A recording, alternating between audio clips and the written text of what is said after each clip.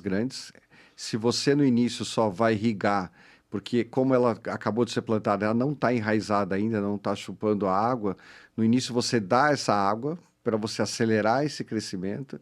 Então a ideia, o planejamento é plantar árvores menores, enquanto as torres estão sendo construídas, essas árvores já vão crescendo.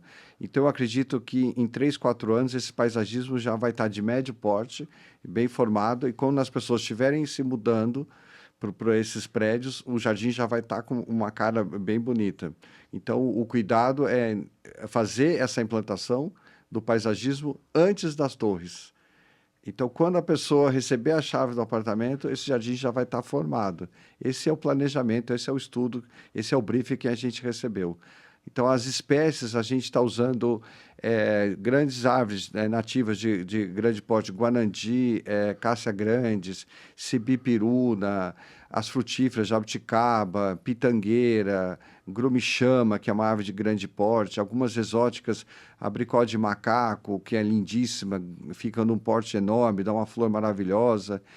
Os arbustos têm capim dos pampas nativo, guaimbê, e todas as plantas, se você pegar o carro e dirigir na natureza, elas vão estar lá sem irrigação, a pleno sol, porque também a gente tem que fazer um projeto que essas árvores vão crescer, um dia vão fazer sombra, então a gente tem que fazer praticamente um jardim que no início vai ser de sol pleno, com um tempo meia sombra e depois sombra. Então a gente tem que fazer a escolha das espécies também está ligada a isso, ao desenvolvimento do jardim nesses próximos 10, 20 anos. Então o jardim, quando a gente faz hoje, ele só está começando. Então, quando a gente olha um jardim, a gente pensa que esse jardim tem que envelhecer bem. E cada dia que passa, sem poda, a manutenção do jardim é tirar folha seca, folha velha, folha que o vento rasgou, não nada de podas. Quanto mais tempo passar, mais bonito e mais exuberante e mais naturalista ele vai parecer. Essa é a ideia. Você tem, poderia dizer, um número aproximado de árvores que serão plantadas? Olha, a gente não está ainda no executivo, né? A gente não tem aquela tabela pronta do memorial, mas vão ser muitas árvores. Porque a ideia é realmente criar uma floresta, quer dizer, a ideia é que esses prédios, o embasamento deles saia de uma mata. Então, a gente está fazendo estudo. Quando você planta uma árvore, você tem que saber o tamanho que ela vai ficar quando adulta. Então, o distanciamento delas, no início, pode parecer um pouco mais distante, mas a gente está olhando quando elas vão ficar quando adultas. Então, a ideia é que a copa das árvores se encontre e faça... Quem olha de cima, olha uma mata. Então, tem um parque muito perto. Então, é como recriar aquele parque que já existe ali do lado do Parque Fiuza. Você é conhecido por, não sei se eu posso usar esse verbo, construir paisagens naturalistas e também utilizar a arquitetura biofílica, né? Você poderia explicar um pouco mais sobre esse conceito e como ele vai estar aplicado no Parque Fiuza? O jardim naturalista é uma corrente que já existe há mais de 200 anos, né? Ele começou lá atrás com a pesquisa, o estudo de fazer jardins com as plantas nativas daquele lugar. Reintroduzir essas espécies. Ao invés de falar que tudo é mato, tudo é feio, era trazer essas plantas para o paisagismo. Isso já começou lá na Inglaterra. O paisagista, um dos mais famosos do mundo, é o nosso Burle Marx. Então, isso no século passado ele foi eleito o paisagista do século. E ele vai ser não do século, mas do milênio, porque é um cara genial. E um dos trabalhos que ele fez é mostrar, educar esse trabalho que o paisagismo tem essa função de pegar aquelas plantas da natureza, que ele fazia aquelas expedições, que na época não tinha viveiro, não tinha onde comprar. Ele tinha que montar uma equipe com o dinheiro deles, o investimento deles, e coletar essas espécies da natureza. Aí ele tinha parceiros, viveiros, que iam com ele, coletavam essas plantas, começavam a propagar essas plantas. Então, ele foi um grande mestre. Dos legados dele é introduzir muita planta no paisagismo. Plantas que estavam ali, que todo mundo achava que era mato. Esse olhar dele, né, essa percepção, esse feeling de olha que linda essa planta, vamos trazer. Ele foi a primeira pessoa no mundo que fez isso. Pegou as plantas que a gente achava que era mato e criou jardins maravilhosos. Então, para mim, na minha opinião, esse é o maior legado dele. E é esse olhar que ele ensinou, que a gente não pode jogar fora, é trazer essas plantas e criar o nosso jardim naturalista. Não o jardim naturalista da Inglaterra, o jardim naturalista brasileiro. Então, a arte do paisagista é agrupar essas plantas estudar essas plantas, se elas são de sol, de sombra, se elas são trepadoras, se elas são epífitas, se elas são no solo, são rasteiras, se elas vivem, que solo que vive, se elas têm algum problema de estar perto de outra espécie, se uma às vezes engole a outra. Então, o nosso trabalho é um trabalho sem fim de estudo, de experimentação, por isso que o viveiro é uma parte importante desse processo. E trazer esse jardim naturalista é tentar recriar a paisagem com muita humildade, porque a gente não é Deus, né? Mas com muito estudo, muita observação, muita intuição. É um jardim muito intuitivo. Tentar, quando um jardim deu certo, um projeto que é nosso que deu certo, é legal ouvir das pessoas: nossa, esse jardim já tinha aí, que sorte. Esses prédios, por exemplo, daqui 10 anos, alguém entra e mora nesse lugar. Nossa, esse jardim que está em volta do prédio, essa praça, já tinha aqui. A pessoa não perceber que um paisagista fez, aí é o sinal que o nosso trabalho deu certo e que a gente está no caminho certo. Muito bem. Falando nessa integração, né, entre o projeto arquitetônico e o projeto paisagístico, né? Eles se complementam, né? Eu queria que você falasse um pouco sobre isso.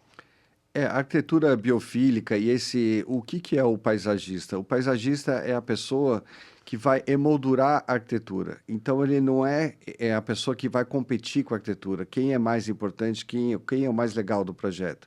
Ele vai levantar a bola da arquitetura, ele vai valorizar a arquitetura, ele vai criar, se proteger da face norte do sol, então com árvores que vão dar uma sombra, que vão dar o jardim, ele emoldura a arquitetura. E a arquitetura biofílica é isso, é essa integração, esse respeito do paisagismo com a arquitetura. Esse casamento é um jogo de frescobol, né? O negócio é não deixar a bolinha cair. Não é um jogo de tênis que é um contra o outro. O paisagismo e a arquitetura biofílica é isso, é levantar a arquitetura e fazer ela mais amigável possível com o entorno. Bom, o projeto prevê um total de 14 torres. E como é que vai ser a integração entre o paisagismo das torres com o paisagismo das áreas em comum do empreendimento? Bom, as torres, os incorporadores que vão comprar os terrenos e vão fazer os projetos, cada um vão fazer os 14 projetos diferentes. Eu gosto da diversidade, gosto de ter arquitetura diferente, paisagismo diferente. Eu só espero assim que a gente seja inspirador para eles e que eles continuem com o paisagismo de cada torre inspirado no mesmo conceito que a gente está propondo. Então, eu não imagino que uma dessas 14 torres vá fazer um jardim francês, com topiárias, tudo podado, bolinhas. Eu espero que as pessoas, que é aquilo que a gente está falando, um trabalho de educação, de mudar a cara do bairro, mudar a cara da cidade, e que eles, independente do arquiteto paisagista ou paisagista contratado, siga nessa linha, para a gente criar um todo, uma linguagem única. Mas todos estão livres para fazer o projeto e as escolhas das plantas que cada um gosta. Gosto da diversidade, respeito os outros profissionais, mas a ideia é criar realmente um bairro com uma cara diferente mesmo. Eu acho que uma das grandes atrações do empreendimento vai ser esse circuito de caminhada, de corrida, de passeio, de quase 2,5 km, né, dentro do Parque Fiuza. Você consegue já antecipar em 10 anos como é que vai ser esse trajeto, o que a pessoa vai sentir, o que ela vai ver, vai ser sombreado, ou como é que vai ser esse circuito? Hoje, por exemplo, a gente está fazendo muito prédio. E a maioria das pessoas hoje, não sei em porcentagem, mas tem os pets, tem os animais domésticos, tem as crianças que querem andar e correr de bicicleta, de patinete, elétrico, patinete. Então, a ideia é que as pessoas incorporem essa área verde, esse entorno, esse parque. Vai ter quadra, vai ter equipamentos de criança, playground, que elas incorporem esse entorno do prédio. Como o Ribeirão é uma cidade segura, né? A gente quer, na nossa infância, a gente brincava na rua, né? Passava o dia na rua.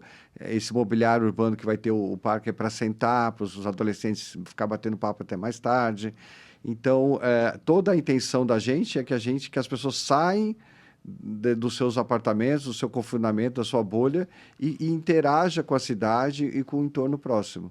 Então, esse circuito tem que ser confortável, termicamente, visualmente ser lindo, para convidar as pessoas a usufruírem desse entorno próximo dos prédios, da torre. Rodrigo, a gente estamos nos encaminhando para o final dessa conversa.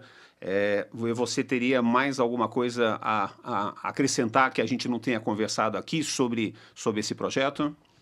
Não, eu acho que o paisagismo tomou uma importância muito grande. Eu acho que a gente, hoje, os profissionais que trabalham na área de paisagismo e arquitetura, são sim responsáveis pelo futuro do planeta. Não é uma coisa teórica, é prática, porque a gente entrega projeto todo dia e os projetos vão ter uma cara e vão ter uma importância. E vão ter, e a gente tem um papel, mais uma vez, de mudar o pensamento das pessoas. Ah, não é só um jardim, não, tem muito mais coisa envolvida. Ele tem que ser uma área permeável, a água da chuva tem que ir para molhar esse jardim, além dela não ser desperdiçada e causar enchente nas cidades, ela pode irrigar esses jardins, a gente não está jogando fora essa água, né? Então, tudo hoje é importante, cada atitude, cada projeto que a gente entrega, a gente está tentando. Ninguém vai mudar o mundo, mas se cada um fizer o seu trabalho tecnicamente bem feito, acho que essa é a nossa missão, é melhorar o planeta. E tanto esteticamente, que é o nosso trabalho está muito, né, nessa coisa da estética, do belo, a gente não abre mão disso, mas também agora muito mais a gente percebe, quando for aumentando a escala dos projetos, a nossa importância assim, para o futuro do planeta. Muito bem, Rodrigo Oliveira. Eu agradeço aqui a sua presença, a sua conversa, as informações. Eu acho que você ilustrou muito bem aqui essa área de interesse, né, que todos têm sobre essa área de paisagismo. E eu agradeço então, e até uma próxima oportunidade.